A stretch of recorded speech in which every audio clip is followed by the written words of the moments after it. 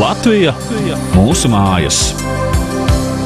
Raidījuma cikls Latvija – mūsu mājas izskan projekta Sabiedrības informēšanas pasākumi etniskās integrācijas veicināšanai Vidusdaugavas reģionā ietvaros, un to finansiāli atbalsta Islandes, Lihenšteinas valdība, Norvēģijas Eiropas ekonomiskās zonas finanšu instruments, kā arī Latvijas valsts un sabiedrības integrācijas fonds. Radio 1 programmā jūsu uzmanībai raidījums ciklā Latvija – mūsu mājas, un studijā esmu Sārta Vītola. Šodien mūsu sarunas viesis ir veiksmīgs politiķis, 9. Saeimas deputāts un mediķis Vitālijs Orlovs. Labdien! Labdien, cienījamie radio klausītāji! Tagad mūsu raidījums ir Latvija – mūsu mājas, un tajā mēs runājam par integrāciju, par dažādu tautu integrāciju Latvijā. Tad pirmais jautājums mans būtu par to, ka jūs esat pēc tautības karēlis, bet jūsu mājas Latvija. Un ko jums nozīmē jūsu etniskā dzimtene un ko savukārt Latvija? Man ir 46 gadi, es Padomju Savienības produkts, jā, un pirmo reizi saskaros ar to, kas nozīmē priekš maniem Latvija, tas bija tad, kad es dienoju armijā. Es biju nosūtīts dienēts uz ziemeļiem, tas ir Diksons, un to brīvā laikā es skatījos mākslas filmu Ilgs ceļš kāpus. Un es to ieraudzīju, tie divi fragmenti, kuri tiek filmēti Jēkabpilī. Tas, kad galvenais varonis Pīli, viņš uzņems dienēt, un tad, kad viņš skrien pie mīļākais un tiek redzamā Luterānā baznīca. Un tad man pirmais parādījās asās acīs. Tieši tad es sajūtu, ko nozīmē priekš manim Latvija un Jēkabpils.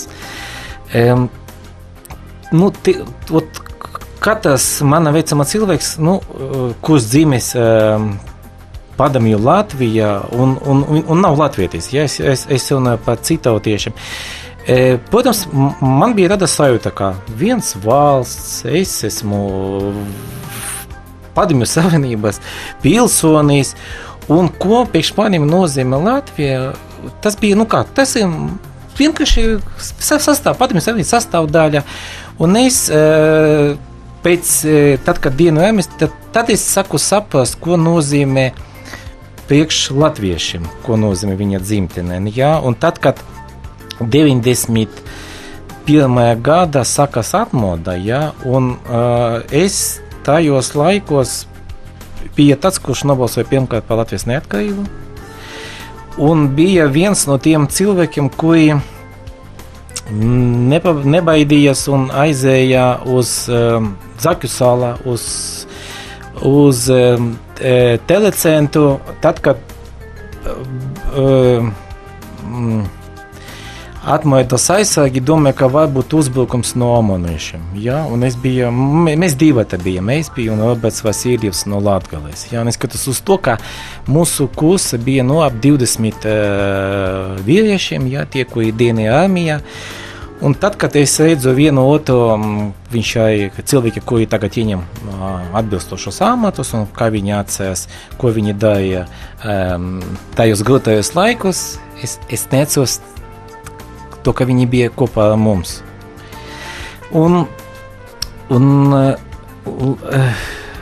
Es tikai 2 gadus pavadīju ārpus Latvijas, ja? Un redzot krievus vai citautiešus ārpus Latvijas, es sapratu, ka mēs ļoti atšķiramies no viņiem, un mums ir savas īpatnības. Ja? Krievi ir ļoti viesmīlīgi, atvērti, ja? Mēs esam drusku citīgi, bet mēs šeit dzīvojuši citautieši, mēs paņēmām to, ka, manuprāt, vislabāko no Latvijas tautas, ja? Tas ir, tāds spilgstošs piemērs, mēs dzeram daudz mazāk nekā tie krievi, kuri dzīvo Krievijā. Ja? Mēs esam strādīgi. Es domāju, ka viss, kas šeit uzbūvēts un uzcelts, un to, ka pēc Latvijas neatkarības atjaunošanas mums nebija. Mums bija kaut kādi problēma, bet viņi bija saistīti augšana politiķi, ja, viņi bija vainīgi to, kā sakas kaut kāda dalīšana, ja, bet zemākā līmenī, man liekas, ka kaimiņi, tie, ko dzīvo vienā mājā, nu, viņiem nekādas problēmas nebija. Un Latvija, pēkš mani mēs cēlu, ka pēkš manas meita, tas ir dzimtene, un uz jautājumu, kas jūs esat, es vienmēr atbildēju, esmu krievi runājušais karalis, Latvijas pilsonis. Lūdzu, skaisti. Un patiesībā es teikšu tā, ka ļoti daudz mūsu sarunas biedri šajā raidījumā ir ļoti daudz arī teikuši to, ka patiesībā tā dalīšana tādā cilvēciskajā līmenī nemaz nenotiek, ka vispār to visu būvē politika. Es tam pilnīgi piekrītu, jā. Pēc profesijas jūs esat mediķis, bet ikdienas darbs politika. Kādēļ politika, bet ne medicīna? Kāpēc es aizgāju no medicīnas, teiksim tā, tā, ka es vairs nepraktizēju, ja? Tas bija 93. gads, dzīves mana meita, un tie, ko atceras to laiku, nu, tad situācija bija vēl sliktāka nekā patreiz. Nebija medikamenti, ar ko ārstēt slimnīcā. Atalgojums bija tik zems to, ka izdzīvot man, kā jaunam ārstam, kurš praktizēja Rīgā, nebija iespējams. Tad jau dzīves mana meita, un es biju vienkārši nostāds priekš izvēles. Izdzīvot uz to atalgojumu es nevarēju. Izspiest naudu no pacientiem man nav iemācījuši mani pasniedzēji. Man mācīja vienkārši ārstēt, nevis izspiest naudu. Un tad es nolēmu, ka man liekas godīgāk priekš sevi un priekš situācijas, ko toreiz veidojas, vienkārši atstāt medicīnu, bet es viņu atstāju tikai daļai, tāpēc, ka es nenodarbojos ārstēšanu, bet es uzsāku teiksim tā, medicīnisku menedžmentu. Saktā darboties ar medicīnisku menedžmentu. Es biju tāds, kurš viens no pirmām izveidojušas medicīnisko apdrošināšanu. Tas bija apdrošināšanas sabiedrība Balva, mums bija licence numur 2. Es biju tāds, kurš izdomāja jaunu, teiksim tā, medicīnisko kompleksu, ko ģimenes ārsti apvienotie ar aptieku, tā saucamais doktorāts, ja. Un es biju pirmais cilvēks, kurš pārdeva Latvijā jaunu Siemens ražoto kompjuteru tomogrāfu tajos gados. Līdz ar to es vienmēr biju saistīts ar medicīnu, bet nenodarbojos ar ārstēšanu. Bet, lai kļūtu par politiķi, vai tur nav jābūt tādam ideālistam sava veida? Kā jums virzījās tā karjera uz politiku? Es domāju, ka ļoti daudzi deputāti, tad, kad viņi saka nodarboties ar politiku, bija tieši ideālisti, ja? Laikam ar gadiem kaut kas tur tā mainās pa lielam. Jā, un es piekrītu tam, ka, manuprāt, pēc 2 sasaukumiem cilvēkam vajadzētu ierobežojumu ievest, ja, deputātam. 2 sasaukumi, un es domāju, tas pilnīgi pietiks. Jābūt jaunai asinī, jaunam vilnim, ja, atnākt izglītotiem jauniem cilvēkiem, ja, tāpēc, ka skatoties uz patreiz Saeimas sastāvu, tur ļoti daudzi cilvēki tie, kuri kā Maēsta Raimonds Pauls, ja, viņš ir labs komponists, ja, bet es nevaru viņu nosaukt par labu politiku. Tomēr politikas tas ir profesija, tas nav labs cilvēks, ja, pēc būtības. Un man bija ļoti vienkārši. Neskatoties to, ka esmu dzīves Latvijā, pēc Latvijas neatkarības atjaunošanas, es uzreiz nesaņemu pilsonību. Mani vecāki atbrauca uz šeit no Krievijas, viņi ir tiltbūvētāji, un līdz ar to vienkārši, esmu šeit pabeidzis augstskolu, esmu šeit dzīvis skola, augstskola. 2 gadus tikai nodienēju armijā ārpus Latvijas, un, protams, ka iekšēnē bija tāda sajūta to, ka, kāpēc nedot pilsonību. Uzreiz esmu nodokļu maksātājs. Bet es nepaliku starp tiem apbiežotiem, tie, kuri gaida tad, kad viņam pilsonība vienkārši atnes un patiks, kļuvīt par Latvijas pilsonību. Es vienkārši nokārtoju eksāmenus, un kā jebkurā valstī es pārgoju visu to procedūru, un tad pārliecināju laikam iedzīvotājus Latvijas, tie, ko divreiz nobalsoja par mani, un aicināju visus cilvēkus, kuri patiesībā ir nepilsoni, ja, bet tie, kuri neplāno neko braukt un palikt šeit, negaidīt tomēr. Negaidīt to, ka kaut kas mainīsies un viņam būs piešķirta pilsonība. Ja? Man liekas, ka vajadzētu iet, naturalizēties, un ja viņi sevi saistā ar Latviju, ar nākotni, iet un mēģināt mainīt, tā kā to dara vienreiz 4 gadus, mainīt politisku vidi.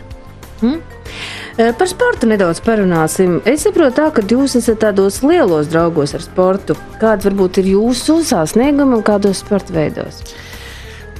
Vislielākais sasniegums, tas ir man saistīts ar šahu. Es esmu man ir pirmā sporta klase. Es ļoti pateicīgs manim trenerim Jānim Leikam, mūsu Jekapilietiem. Un lielākais sasniegums to, kā bija Rīga izveidota Mihaila Tāla, mūsu slavenā pasaules čempiona šahu akadēmija. Es biju starp tiem, kuri pirmi bija uz to uzaicināti. Jā, bija šahisti, kuri palika akadēmijā, bet tomēr es biju starp tiem pirmiem, uz kuriem bija tā cerība to, ka parādīsies jaunais Mihails Tāls, Aivara Gībslis un Latvijas šahisti, un turpmāk būs tā kā spilgstošā zvaigzne pasaules debesi. Jā, esmu ļoti sportisks cilvēks, es spēlēju un vādu Saimas futbola komandu. Joprojām arī tagad jums sports ir tos? Jā. Arī šahu spēlējat? Šahu. Teiksim, 16. septembrī būs Maskavā notiks starpparlamentāru deputātu sporta sacensības. Un no tā sarakstā, kura nosūtīta Latvijas parlamentam, ir šāks, lielstēnijas, galdatēnijas, futbols. Es varu piedalīties visu un teikšu to, ka Latvijai nebūs kauns par maniem sasniegumiem. Bet, protams, jāizvēl tikai vienu. Tas laikam būs šāks, tāpēc, ka futbolu es kaut kādu laikam tikai būšu kā draugs, ja, un vadīšu komandu. Es arī Saimas basketbola komanda pirmā piecinieka, ja, un man liekas, arī tas ir ļoti sasniegums. Tas ir tāds latvietis dzīmis ar basketbola bumbu, ja, Krievs ar futbola bumbu.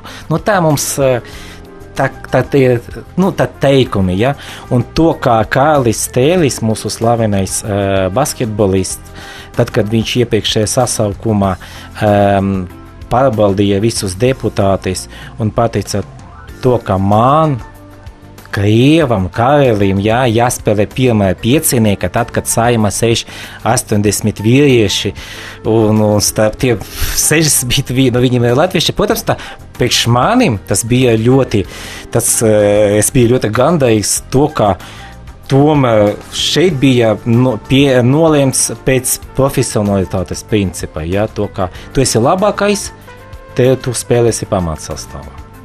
Gaidīsim rezultātus no Maskavas noteikti arī tad jau. Jā, un gribu teikt to, ka mēs brauksim uz Turīnu par savu naudu. Tas nolēmts, tas otras spēles, pirmā mēs arī braucam par savu naudu, un lai nedomā mūsu radio klausītāji to, ka ļoti bieži deputāti brauc par nodokļu maksātāju naudiņu. Jā, diemžēl nākas skart arī tādu tēmu kā krīze Latvijā, un tā ir skārusi ļoti daudzus Latvijas iedzīvotājus. Ko jūs varbūt ieteiktu cilvēkiem, kā šajā laikā dzīvot, kā vienam otru palīdzēt, varbūt kāds būtu tas ieteikums cilvēkiem šajā laikā? Es domāju, ka, protams, ka palīdzēt vajadzētu obligāti. bērnam, kuram ir darbs, jāpalīdz vecākiem. Tikai tāpēc, ka vecāki savu laiku izdarīja visu, lai cilvēks kļuvis, saņem izglītību, vidējo vai augstāko izglītību. Nu, tā ir, es domāju, ka šeit Latvijas dzīvojušiem cilvēkiem tā jābūt. Tiem, kuriem ir iespēja, jāpalīdz tiem, kuri, patreiz varbūt neveicas, dzīve. Es redzu savus klasu biedrus, tie, kuri, nepaveicas. Teiksim tā, nepaveicas viņam dzīve, vai profesija viņam bija, viņa apguvusi tu, kur tagad nav pieprasīta, bet mēs varēsim izdzīvot šeit, es runāju par visiem Latvijas iedzīvotājiem, tikai tad, ja mēs būsim vienoti. Es kaut ko lasīju to, ka Latvijā uz mūsu platību jādzīvo vismaz 2 miljoni. Un es ļoti baidos to, ka 11. gada pēc Latvijas, tad, kad mēs saskaitīsim visus iedzīvotājus, mēs ieraudzīsim to, ka iedzīvotāju skaits tuvu 2 miljoniem. Tāpēc, ka ļoti daudz cilvēki izbraukusi no Latvijas. Un mums es domāju, ka es kā un daudzi citi radio klausītāji diez vai gribas redzēt šeit cilvēkus, kuri iebrauks uz Latviju, uz mums, varbūt viņi būs arī Eiropas pilsoni, bet savu mentalitāti, kura mums nav varbūt vēl pieņēmama, es runāju. Es neesmu kaut šovinists, bet es redzu, tad, kad, piemēram, citautieši, tie, kuri, es tagad runāju nevis par Latvijas mēroga, bet, piemēram, arābi, tie, kuri mums nav raksturīgi priekš Latvijai, priekš mūsu pilsētī. Tad, kad viņi iebrauks, viņi sāk dzīvot atsevišķi, izveidot tādu kopienu, kura mēs dzīvojam tomēr atklāti. Mēs esam dažādas tautības cilvēki, bet mums vieno pagātne. Es ceru, ka mums vienos nākotne, uz ko mēs visi kopējiem spēkiem iziesim no tā krīze, un es ceru to, ka dzīvosim daudz labāk nekā uz doto brīdi. Un mums jāsaprot to, ka mums nevajadzētu meklēt šeit ienaidniekus, iekšē. Mums jāsaprot to, ka mums vajadzētu dzīvot draudzīgi un izdarīt visu, lai piepalīdzētu viens otram mūsu grūtājos laikos un nebraukt. Ja ir tāda iespēja nebraukt, neatstāt mūsu zemītē, tāpēc, ka es nezinu, man liekas, ka tie, kuri aizbrauc un tie, kuri man zvana vai atbrauc ciemos, viņi tomēr labprāt gatavi atgriezties uz Latviju, bet, protams, ka vajadzīgi apstākļi un vajadzīgs darbs.